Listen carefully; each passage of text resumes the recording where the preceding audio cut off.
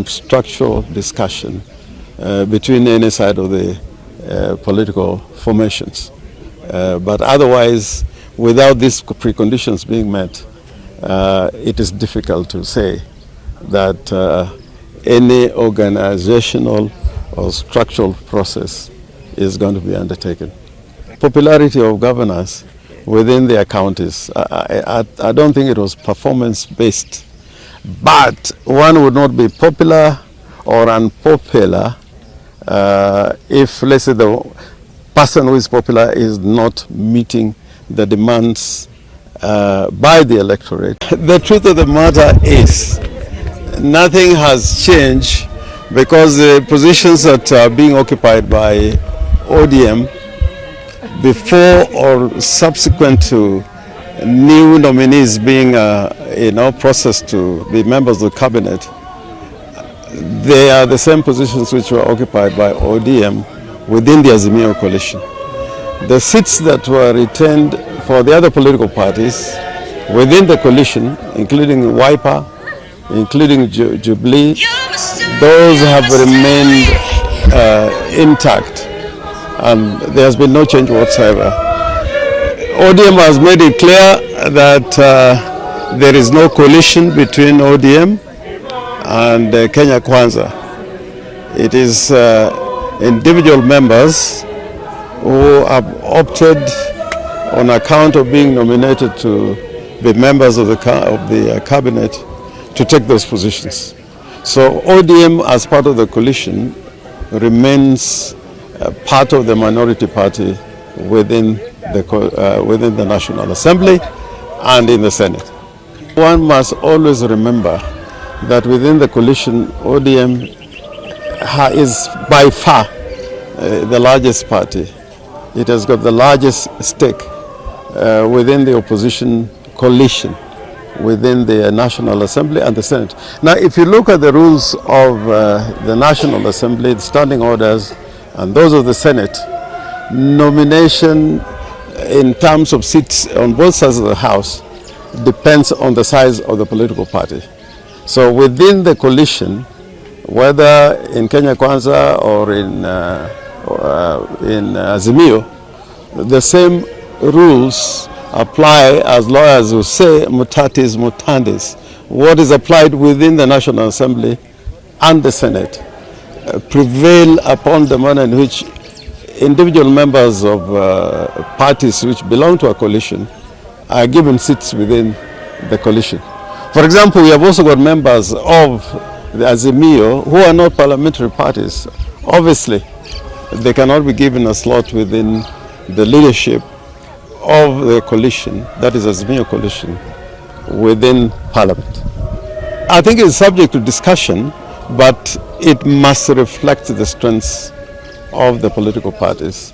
And that is not only in the standing orders, it is in the Azimio instruments that brought the parties together. ODM has got to go through some restructuring, some leadership changes, obviously. But at the end of it all, Azimio, if it is not distracted, or if it does not collapse, they have to sit together. I know Raila is the party leader of Azimio, but the chairman of the council is Uhuru Kenyatta. With the membership from various political parties, they'll have to sit down and make that determination. And I think the party leader made it clear many times that the road to any type of arrangement institutionally or organizationally will depend on the preconditions. They are the condition precedent. That includes release of those who were arrested for the demonstrations last year and this year, and the prosecutions must not be continued, and other issues that relate to dealing with cost of living. The other issues that under NADCO, you remember Kenya Kwanza was not very enthusiastic in addressing those issues. That is the pathway towards some structural discussion between any side of the political formations. But otherwise, without these preconditions being met, it is difficult to say that any organizational or structural process is going to be undertaken. Popularity of governors within their counties, I don't think it was performance-based, but one would not be popular or unpopular if, let's say, the person who is popular is not meeting the demands by the electorate. Similarly, if you're meeting the demands of the electorate, you become popular. I am happy that in the assessment, in terms of the popularity of individual governors, me included, we are at number 5, which is not a bad number out of 47, but our hope is that we'll rise to the top.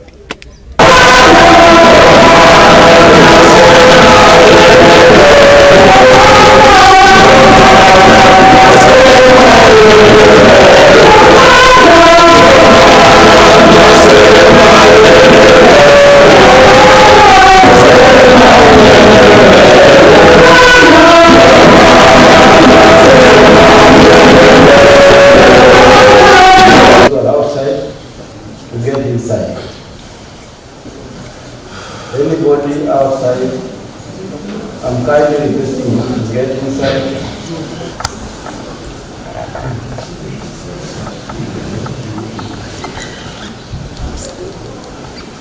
Secondly, I would like to see that diary ball.